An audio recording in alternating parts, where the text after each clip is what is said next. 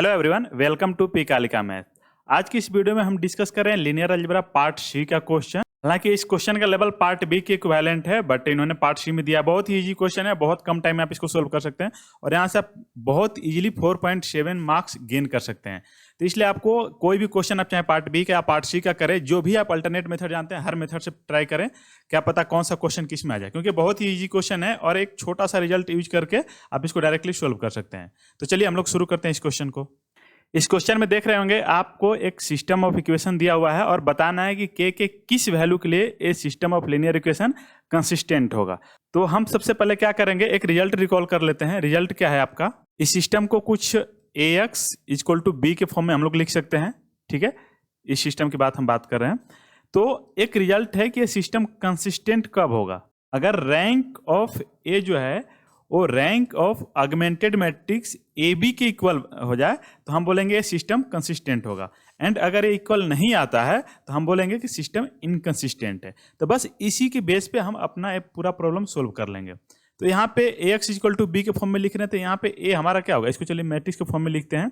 तो मैट्रिक्स के फॉर्म में लिखेंगे तो हमारा ए इक्वल टू हो जाएगा, इसको कोफिशिएंट ले लीजिए, तो हमारा ए हो जाएगा यहाँ पे 2k एंड जेड का कोफिशिएंट 0 हो गया।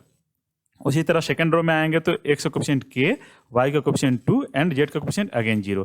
थर्ड में आएंगे तो x है नहीं तो x का कोफिशिएंट 0, y का कोफिशिएंट k एंड z का कोफिशिएंट भी k है आपका। ठीक है, ए मैट्रिक्स बन गया। और यहाँ पे x मैट्रिक्स की बात करें तो चलिए इसको हम उसी के फॉर्म में लिख देते हैं। तो यहाँ पे हो जाएगा ये आपका x, y एंड z। ठीक है, और इक्वल टू क्या दिया हुआ है आपको, इसको अभी भूल जाइए आप। यहाँ पे ए मैट्रिक्स ए है आपका, x मैट्रिक्स ए है और बी मैट्रिक्स ए है। इधर दिया हुआ है आपको 2 माइनस के, इधर दिया हुआ k एंड इधर दिया हुआ k माइनस 1। ठीक है, तो यहाँ से हमें देखना है कि ए बी का रैंक क्या होगा। ठीक है, that is augmented matrix A B हम लिखेंगे, तो इसको कुछ ऐसे लिखेंगे, इसको बी को इंक्लूड कर देना है, दैट इज 2k 0, फिर हो जाएगा आपका k 2k, इधर हो जाएगा 0 0 एंड k, एंड इसके बाद बी के एलिमेंट को उठा के लिख दीजिए, दैट इज 2 माइनस k और k, और ये हो जाएगा k माइनस 1। अब जो भी ऑपरेशन ए पे लगाएंगे वो सारा ऑपरेशन बी पे आपका लगेगा। ठीक है, तो इस कंसिस्टेंसी के लिए that is for rank of A equal to rank of A B, इसके लिए अगर डिटर्मिनेंट हमारा ए का नॉन जीरो हो, ठीक है, देन ये जो हमारा गिवन सिस्टम है वो हमारा कंसिस्टेंट होगा।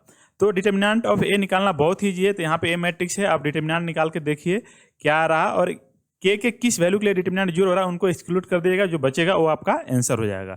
तो खत्म, बस इतना ही था। तो डिटर्मिनेंट निकाल के देखते हैं। तो डिटर्मिनेंट निकालेगा तो हो जाएगा 2 इंटू 2k माइनस 0, फिर इधर माइनस k टाइम्स हो जाएगा k स्क्वायर माइनस 0, तो आगे तो कुछ बचेगा नहीं, तो ए इंटू है इक्वल टू, अब इसको देखिए हमें k का वैल्यू निकालना है, एक इन्वर्टेबल कब होगा, that is determinant non zero कब होगा, जब इतना।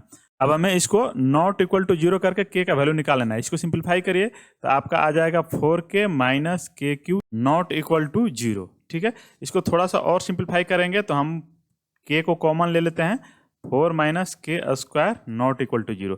तो यहाँ से पता चल जाएगा k के किस वैल्यू के लिए a इन्वर्टेबल है और किस वैल्यू के लिए इन्वर्टेबल नहीं है। तो यहाँ से देखिए, अगर k बराबर 0 लेते हैं या प्लस माइनस 2 लेते हैं तो डिटर्मिनेंट 0 होगा। सो हमारा k का वैल्यू अगर 0 ना हो एंड प्लस माइनस 2 ना हो तो मैट्रिक्स क्या होगा, डिटर्मिनेंट नॉन जीरो होगा, और डिटर्मिनेंट नॉन जीरो होगा तो उस केस में क्या हो जाएगा हमारा कंसिस्टेंट। तो बस यहीं से देख लीजिए, हमारा 0 और प्लस माइनस 2 नहीं होना चाहिए k का वैल्यू।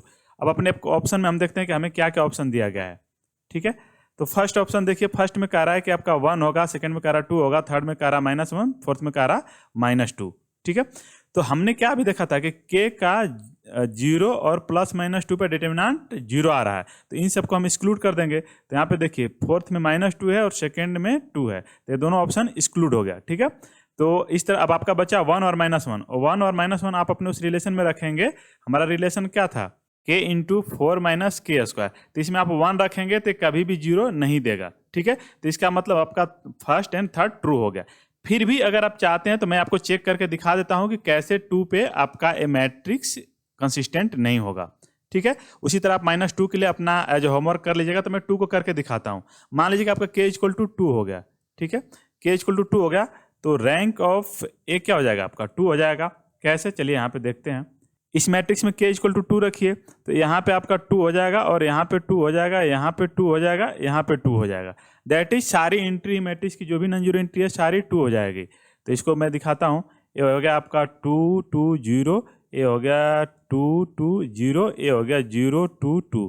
तो यहाँ से आप क्लियरली देख रहे होंगे कि ये दोनों रो सेम है। सो इसका रैंक क्या होगा, रैंक ऑफ ए बराबर आपका 2 हो गया। ठीक है, अब ऑगमेंटेड मैट्रिक्स का हम लोग देखते हैं। तो ऑगमेंटेड मैट्रिक्स में क्या होगा, यहाँ पे ए तो एज इट रह जाएगा 2 2 0 2 2 0 एंड 0 2 2। और इधर आपका था, पहले में था हमारा 2 माइनस के, फिर के माइनस 1। तो 2 माइनस के आपका हो जाएगा 0, थर्ड में के माइनस 1 है तो के means 2, 2 minus 1 that is a 1 हो गया। अब इसका रैंक देखिए, तो इसका रैंक देखिए, तो इसका रैंक ऑफ ए बी का हो जाएगा आपका 3। क्या ये दोनों बराबर है? नहीं है ना, तो ये दोनों बराबर नहीं है, इसका मतलब 2 पे सिस्टम कंसिस्टेंट नहीं है। ये चीज़ आपको ध्यान रखना होगा। इसी तरह आप -2 के लिए भी प्रूफ करेंगे तो ये आपका इसी टाइप से आएगा, कंसिस्टेंट नहीं आएगा। तो आई होप ये मेथोडोलॉजी आपको इजीली समझ में आ गया होगा। और बाकी ये सोल्यूशन हमने सोल्यूशन बुक में मेंशन किया हुआ है, तो यहाँ पे आप देख सकते हैं, बहुत ही ईजी है। पार्ट बी का क्वेश्चन है लेकिन पार्ट सी में दिया गया है। तो इसमें आपका option first and third true है, 2 एंड 4 फॉल्स है। तो आज के लिए बस इतना ही। Thank you.